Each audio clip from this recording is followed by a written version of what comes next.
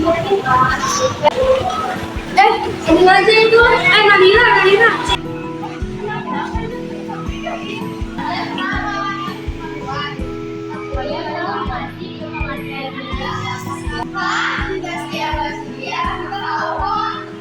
Kita mau tahu. Sebelum dijelasin, kenalin kami dulu dong.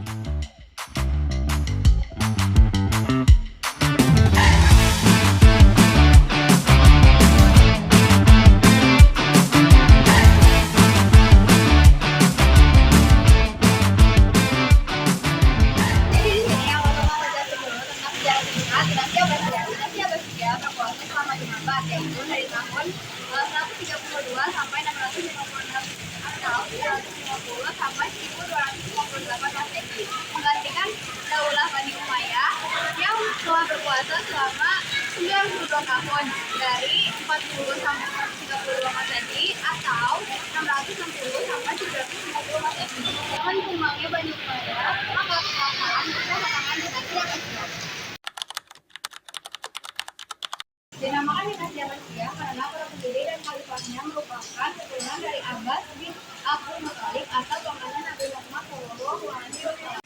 Khalifah yang pertama kali memiliki jabatan adalah Abdul Abbas Al-Jafar yang berkuasa pada tahun 132 sampai 136 Masehi atau 750 sampai 753 Masehi.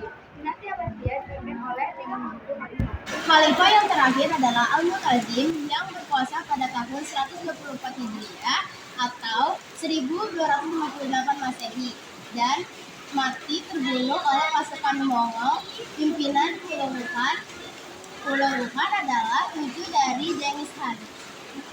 Khalifah yang besar pada masa dinasti Abbasiyah adalah Abu Abbas Al-Safa, Abu Ja'far Al-Mansur, Harun Ar-Rasyid, Al-Ma'mun, Al-Mu'tasim, dan Al-Wasid. Mereka adalah para khalifah yang mengantarkan ke puncak masa kejayaan atau masa keemasan pada masa dinasti Abbasiyah. Setelah itu hampir tidak ada lagi khalifah yang besar dikarenakan mereka lebih banyak kesibukan dengan duniawi dan saling berebut kekuasaan.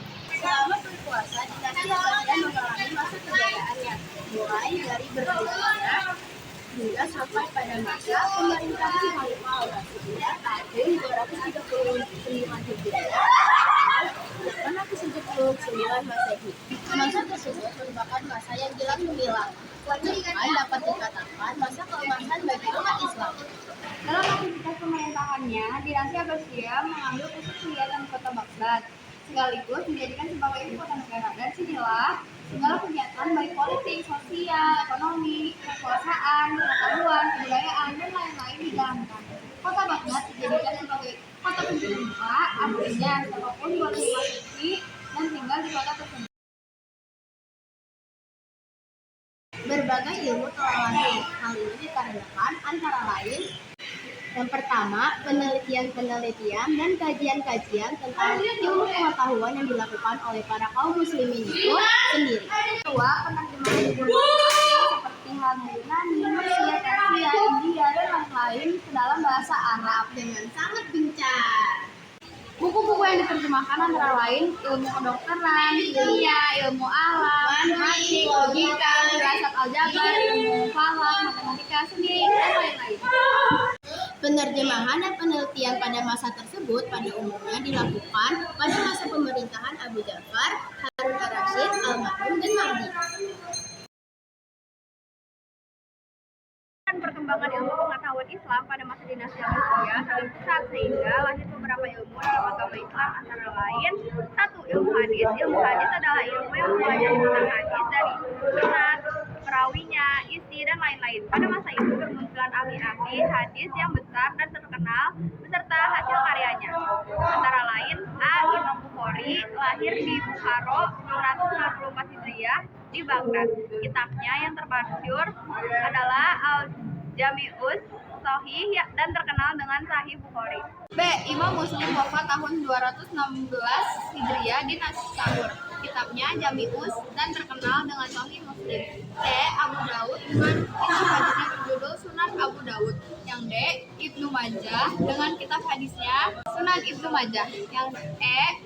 Al-Tirmizi sebagai kitabnya Sunan Tirmizi. Yang F. dan lain-lain. Yang kedua ada ilmu tafsir. Ilmu tafsir adalah ilmu yang menjelaskan tentang makna kandungan ayat Al-Quran, sebab-sebab turunnya ayat atau asbab nuzulnya. Adapun ahli tafsir yang termasyhur ketika itu antara lain adalah A. Mujahir At-Tabari dengan tafsirnya Al-Quran Nul Azim sebagai 30 juz. B. Abu Muslim Muhammad bin Bahar Isfahani atau Mu'tazilah. Ketiga ada ilmu fikih, yaitu ilmu yang mempelajari tentang hukum Islam, segala sesuatu yang diwajibkan, dimakruhkan, diperbolehkan, dan yang diharamkan oleh agama Islam.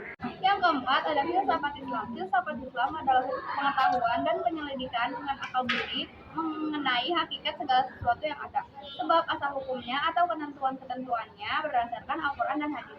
Manfaat filsafat Islam adalah untuk menemukan hakikat segala sesuatu sebagai ciptaan Allah dan merupakan bukti kebesarannya Allah Subhanahu wa Ta'ala.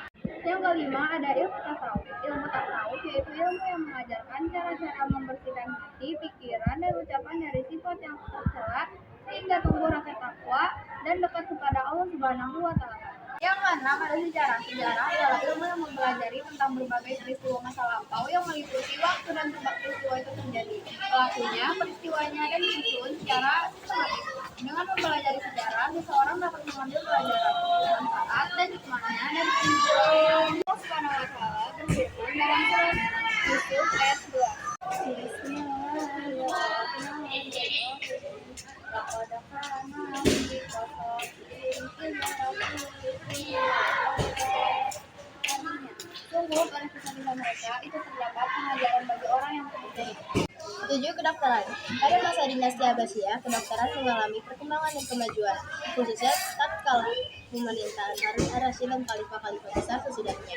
Pada waktu itu, sekolah-sekolah tinggi kedokteran didirikan sehingga banyak mencetak sarjana kedokteran. 8. Matematika. Para tokohnya antara lain Al-Khawarizmi 194 sampai 266 Hijriah. Beliau telah menyusun buku Al-Jabar dan menemukan angka 0. Angka 1 sampai 9 berasal dari Hindu yang telah dikembangkan oleh umat Islam Arab. Lalu ada Umar Khayyam. Buku karyanya adalah Treatise on Algebra dan buku ini telah diterjemahkan ke dalam bahasa Prancis. Dan yang terakhir ada astronomi. Astronomi ilmu yang mempelajari perjalanan matahari, bumi, bulan, dan bintang-bintang serta planet-planet yang lain. Tokoh-tokohnya antara lain Abu Mansur Al-Falahi, Jabir Al-Batani. Beliau pencipta alat teropong bintang yang pertama. Para khalifah dalam memandang ilmu pengetahuan sangat menghargai dan memuliakannya. Oleh karena itu, mereka membuka peluang seluas-luasnya terhadap pengembangan ilmu pengetahuan kepada seluruh mahasiswa baik dari kalangan Islam maupun kalangan lainnya. Para khalifah sendiri pada umumnya seorang ulama yang mencintai ilmu, menghormati sarjana dan para pujangga. Kebebasan berpikir sangat dijunjung tinggi. Para sarjana atau ulama dibebaskan untuk berjihad mengembangkan daya intelektualnya dan bebas dari belenggu taklid. Hal ini menjadikan ilmu pengetahuan hukum atau agama berkembang sangat tinggi. Sebagai bukti antara lain